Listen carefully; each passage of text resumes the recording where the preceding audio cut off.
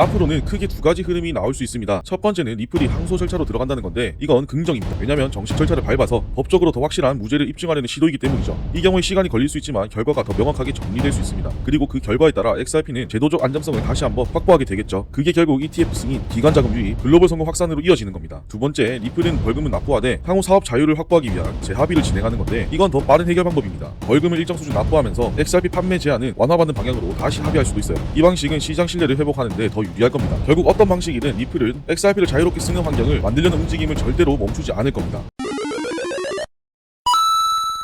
5월 15일 미국 뉴욕 남부지방법원에서 리플과 SEC가 공동으로 제출한 벌금 감액 및 향후 판매 허용 요청이 법원에 의해 기각됐습니다. 쉽게 말해 리플은 벌금을 줄이고 XRP를 제한 없이 팔 수 있도록 허용해달라고 요청했는데 판사는 절차상 이건 안 된다고 선을 그은 거예요. 하지만 여기서 중요한 건 내용 자체를 부정한 건 아니라는 점입니다. 판사가 말한 건 단 하나죠. 이건 이미 나온 판결을 바꾸자는 거고 그러려면 정식 항소 절차를 밟아야 한다. 즉 XRP가 증권이냐 아니냐에 대한 판단이 다시 내려진 게 아니라 절차 문제로 기각됐다는 거예요. 여기서 중요한 포인트는 법원이 XRP 자체를 다시 문제 삼은 게 아니라는 겁니다. 기존 판결 내용은 유지되고 그 위에 추가적인 조건을 요청한 걸 형식상 반려한 것뿐이라는 거죠. 이번 판결은 리플이 미국 내에서 더 안정적인 사업 환경을 만들기 위해 적극적으로 제도권과 대화하고 있다는 걸 보여준 것 같습니다. 예전엔 SEC와 싸우기만 했던 리플이 이제는 벌금 협상까지 진행하면서 제도권 안으로 들어오려는 움직임을 적극적으로 보여주고 있다는 거죠. 그리고 이건 기관들이 가장 좋아하는 태도입니다. SEC랑 계속 싸우기만 하는 프로젝트는 기관이 당연히 꺼려하겠죠. 그런데 리플은 지금 협조적 태도를 보이고 있어요. 실제로 블랙록, 스탠다드 커스터디,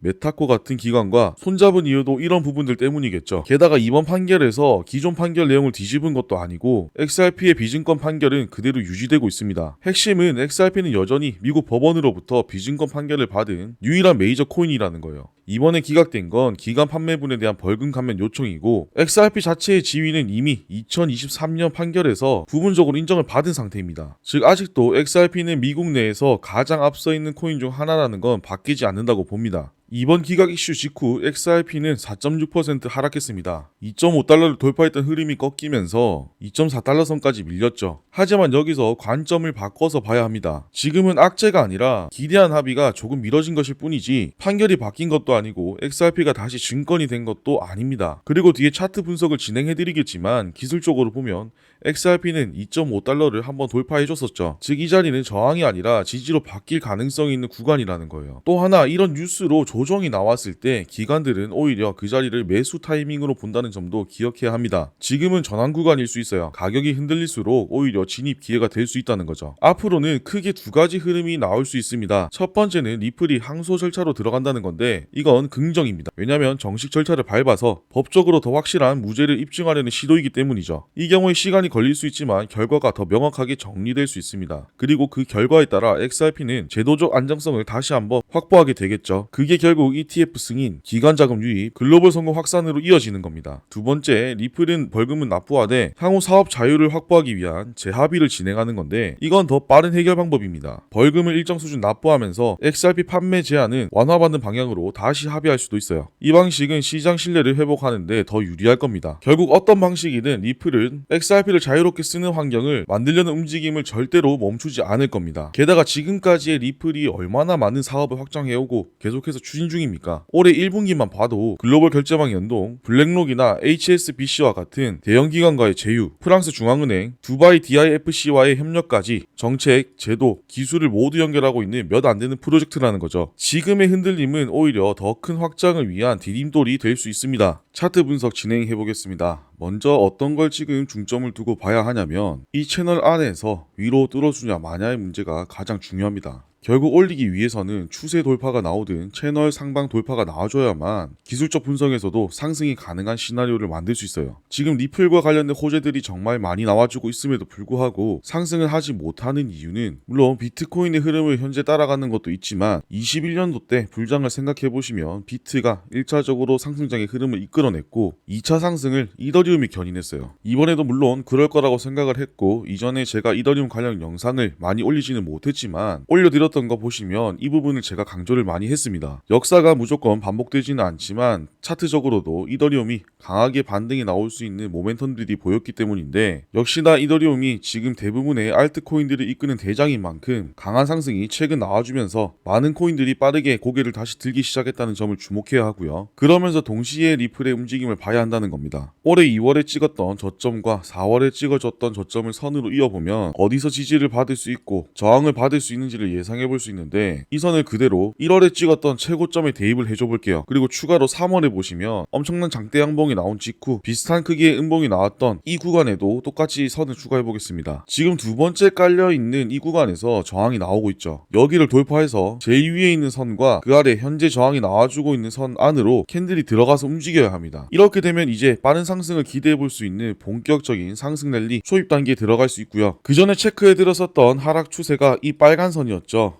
현재 이 구간에 대한 돌파는 나와줬지만 오늘이나 이번 주말 동안 여기를 지켜주냐 못 지켜주냐에 따라서 다음 주 흐름이 상승으로 갈지 조정의 흐름으로 갈지 결정될 것으로 보입니다. 이 하락 채널을 조금 더 디테일하게 쪼개서 봐볼게요. 크게 보자면 강하게 지지를 받고 튀어오르는 반응을 보여줬던 구간은 당연히 채널 제일 아래 부분입니다. 보시다시피 지지부진하게 끌다가 올린 게 아니라 튀어오르면서 반등이 나왔던 자리들이죠. 그렇기 때문에 이렇게 꼬리가 길게 달린 모습들이 보이는 겁니다. 그리고 그 다음 현재 가장 중요하게 봐야 하는 구간이 바로 가운데입니다. 캔들이 제일 많이 놀았던 위치이기도 하면서 단기적으로 매물대를 만들어 놓은 구간이라 해당 구간에 대한 이탈 여부가 가장 중요하다고 생각해요. 이 가운데 라인을 지켜준다면 저는 90% 이상 높은 확률로 상승 흐름이 나올 거라고 말씀드리겠지만, 만약 이 구간을 지켜주지 못한다면 확률은 다시 50대 50 반반으로 봅니다. 아무튼 현재로서는 낮아지던 저점의 흐름을 깨고 다시 저점을 올리면서 채널 상단에 대한 도전을 하러 올라가고 있기 때문에 상승 관점에서는 긍정적으로 보시면 될 것 같고요. RSI와 맥디 지표 두 가지도 보시면 현재 일본 기준으로 둘 다 기준점 위로 올라와 있는 게 확인됩니다. 즉 추세 전환은 진즉에 제가 됐다고 말씀드렸지만 아직도 강세 흐름을 보이고 있다 이 말이에요. 제가 전에 말씀드렸죠. RSI 지표가 과매수 구간에 들어서는 순간 본격적인 상승 랠리가 시작될 거라고요. 현재 과매수 구간 바로 앞에서 유턴을 했고 조정 이후 다시 오르기 시작했을 땐 높은 확률로 과매수 구간에 들어갈 거라고 봅니다. 맥디 지표도 보시면 현재 골든크로스 상태를 유지 중이고 히스토그램 양수가 조금 줄어들긴 했지만 크게 신경 쓰지 않아도 될 정도의 크기로 보입니다. 왜 제가 지표를 볼 때 기준점이라고 말하는 이 구간을 중요하게 보냐면 1월에 고점을 찍고 하락했을 때만 해도 봐보세요. RSI 지표도 맥디 지표도 기준점 아래에서 올라오질 못했고 계속해서 하락 흐름을 보였습니다. 즉 약세장이 나올 때 전형적인 흐름이고 조정이나 하락에 대한 시그널로 본다는 거예요. 그럼 반대로 기준점 위에서 지표가 놀 때는 어때요? 이때 가격이 상승하는 크기를 보셔야 합니다. 제가 앞으로 더 큰 상승이 나올 거라고 계속 말씀드리는 가장 큰 이유는 지금 이게 아니지만 어쨌든 본격적인 상승을 하기 전 준비 단계에 들어섰다고 보시면 되겠죠. 리플이 더 크게 갈 거라고 보는 가장 큰 이유를 보시려면 큰 흐름을 체크하셔야 합니다. 보통 일반 투자자분들이 잘 안 되는 부분이기도 한데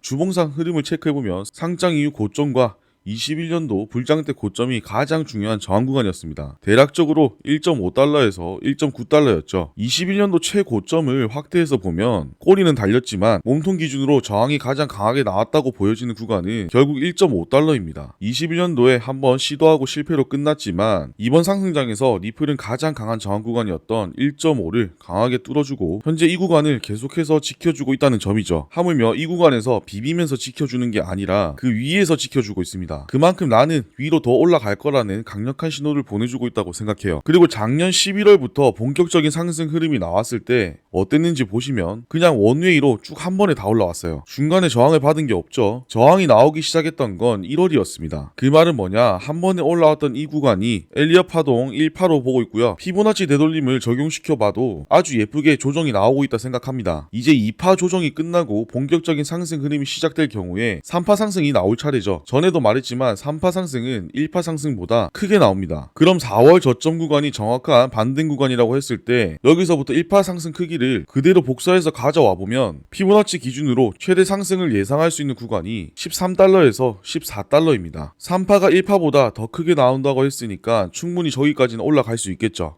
물론 결국엔 가긴 할 거라고 보는데 그 시작의 기준이 아까 말했던 채널 상방에 대한 돌파라든지 지표의 근거들이 뒷받침돼줘야 합니다. 어쨌든 중요한 건 지금 1파 상승 이후 2파 조정 구간이다. 그리고 이 하락 추세에 대한 돌파가 나와주고 RSI 지표도 과매수 구간에 들어서는 순간부터 본격적인 상승 흐름이다 이렇게 알고 계시고요. 너무 단기적인 흐름만 보지 마시고 정말 리플로 크게 수익 보려고 하시는 분들은 큰 흐름에 대한 분석을 하셔야 합니다. 지금은 차트적인 분석도 중요하지 않은 건 아니지만 리플이 정확하게 어떤 방향으로 사업을 펼쳐나가고 있는지를 보시면서 투자하시는 게 중요하다 생각합니다. 이번 판결을 보고 실망하신 분들 많으실 겁니다. 왜 또 기각이냐? 언제 끝나냐? 이제는 지치는 분들도 있겠죠. 근데 중요한 건 XRP가 다시 증권으로 판정난 것도 아니고 기존 판결이 뒤집힌 것도 아니라는 겁니다. 단지 정식 항소 절차로 가라는 이야기였어요. 절차 문제일 뿐이지 내용이 틀렸다는 건 아니라는 거죠. 이건 생각보다 의미 있는 상황입니다. 왜냐면 리플은 지금 법을 피하려고 하지 않고 제도 안에서 문제를 해결하려고 하고 있습니다. 그걸 법원에서 공식적으로 확인해준 셈이고요. 이게 바로 기관이 신뢰할 수 있는 태도가 아닐까 합니다. 가격은 흔들릴 수 있지만 지금 구간 기관들은 이때가 진입 타이밍이라고 보는 경우도 많습니다. 실제로 예전에도 이런 조정 뒤에 큰 상승이 나왔고요. XRP는 여전히 미국 법원에서 비증권 판단을 받은 거의 유일한 메이저 코인입니다. 지금은 이때까지 쌓아온 기반을 다시 점검하고 다음 기회를 준비하는 구간이라고 보시면 될 것 같아요. 그래서 너무 흔들리지 말고 지금 이 자리에서 다시 한번 방향을 체크해보는 게 중요합니다. 오늘 영상이 그런 정리와 판단에 도움이 되셨길 바라고 유익하셨다면 구독, 좋아요 그리고 알림 설정 꼭 한 번씩 눌러주시고요. XRP와 관련해서 궁금한 게 있으시면 언제든지 편하게 아래 댓글로 남겨주세요. 그럼 또 좋은 내용 준비해서 다음 영상에서 찾아뵙겠습니다. 감사합니다.